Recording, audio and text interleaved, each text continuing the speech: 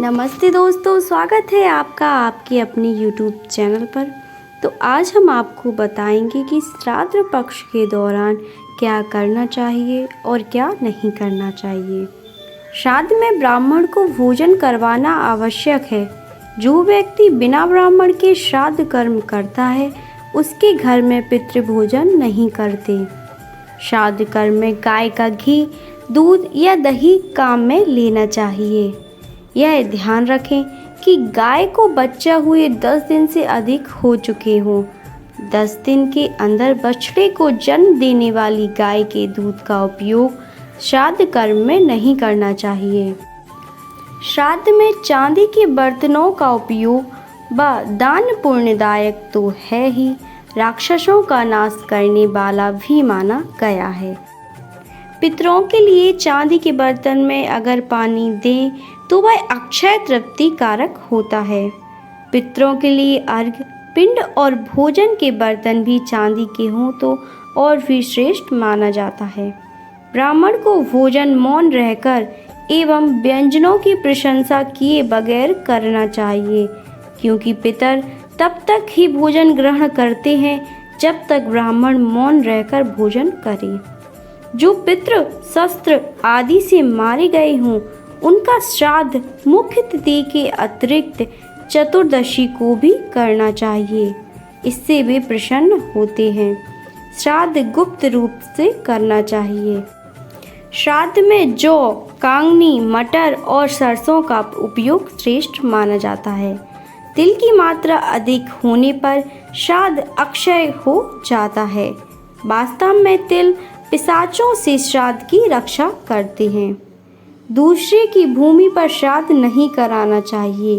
One, पर्वत, पुण्य तीर्थ एवं मंदिर दूसरे की भूमि नहीं माने जाते हैं, क्योंकि इन पर किसी का स्वामित्व नहीं होता है। वही मनुष्य देवकार मतलब कि पूजन विधि में ब्राह्मण का चयन करते समय ना सोचे, लेकिन पितृकार में योग्य ब्राह्मण का ही चयन करना चाहिए, क्योंकि श्राद्ध में पितरों की तृप्ति ब्राह्मणों द्वारा ही होती है।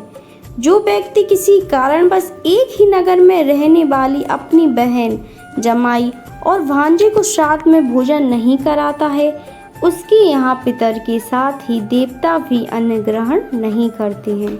श्राद्ध करते समय यदि कोई भिखारी आ जाए तो उसे आदर पूर्वक भोजन करवाना चाहिए। जो व्यक्ति ऐसे समय में घर आए याचक को भगा देता है उसका श्राद्ध कर्म पूर्ण नहीं माना जाता और उसका फल भी नष्ट हो जाता है। धर्म ग्रंथों के अनुसार सायंकाल का समय राक्षसों के लिए होता है।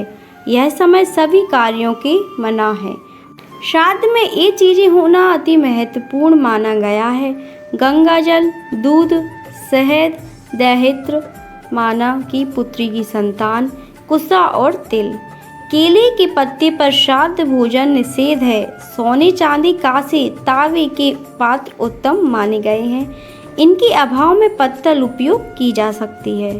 तुलसी से पितृगण प्रसन्न होते हैं। ऐसी धार्मिक मान्यता है कि पितृगण गरुड़ पर सवार होकर विष्णु लोक को चले जाते हैं। तुलसी से पिंड की पूजा करने से पितर लोग प्रलय काल तक संतुष्ट रहते हैं। रेशमी, कमल, ऊन, लकड़ी, कुशा आदि के आसन श्रेष्ठ हैं। आसन में लोहा किसी भी रूप में प्रयुक्त नहीं होना चाहिए।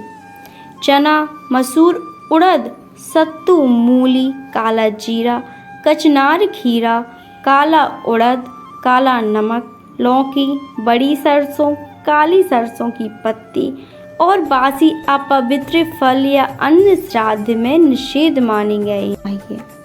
तैयार भोजन में से गाय, कुत्ते, कौवे, देवता और चींटी के लिए थोड़ा सा भाग निकालें। इसके बाद हाथ जल, चावल, चंदन, फूल और तिल लेकर ब्राह्मणों से संकल्प लें। पिता का श्राद्ध पुत्र को ही करना चाहिए। पुत्र के ना होने पर पत्नी श्राद्ध कर सकती है। पत्नी ना होने पर सगा भाई और उसके भी अभाव में संपिंडों को श्राद्ध करना चाहिए। एक से अधिक पुत्र होने पर सबसे बड़ा पुत्र श्राद्ध करता है। कुत्ते और कौवे के निमित्त निकाला भोजन कुत्ते को और कौवे को ही कराएं। किंतु देवता और चींटी का भोजन गाय को खिला सकते हैं। इसके बाद ही ब्राह्मणों को भोजन कराएं। पूरी तृप्ति से भोजन कराने के बाद ब्राह्मणों के मस्तिष्क पर तिलक लगाकर कपड़े, अन्न और दक्षिणा देकर उनका आशीर्वाद प्राप्त करें, क्योंकि ऐसा माना जाता है कि ब्राह्मणों के साथ साथ पितर लोग भी चलते हैं। ब्राह्मणों के भोजन के बाद ही अपने परिजनों, दोस्तों और रिश्तेदारों को भोजन कराएं। अगर आपको यह जानकारी पसंद आई हो और आप इसी तरह की कोई भी जानकारी प्राप्त करना चाहते हो तो कमेंट सेक्शन पे ज़रूर कमेंट करें और वीडियो को लाइक और चैनल को सब्सक्राइब करें।